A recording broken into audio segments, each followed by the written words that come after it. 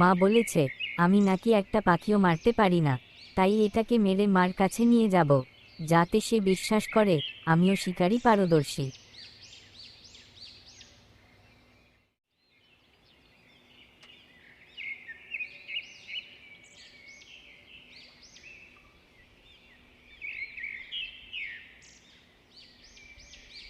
আমার মেয়ে না, আমায় ছেড়ে দাও।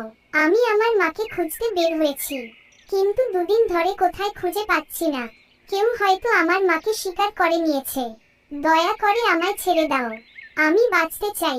ঠিক আছে, আমি তোমায় ছেড়ে দিচ্ছি, তবে সাবধানে থেকো। এ বনে কিন্তু আরও শিকারী আছে, তারা তোমায় মেরে ফেলবে। তোমার এই উপকারের কথা আমার মনে থাকবে। তুমি কখনো বিপদে পড়লে আমি তোমায় সহায়তা করব।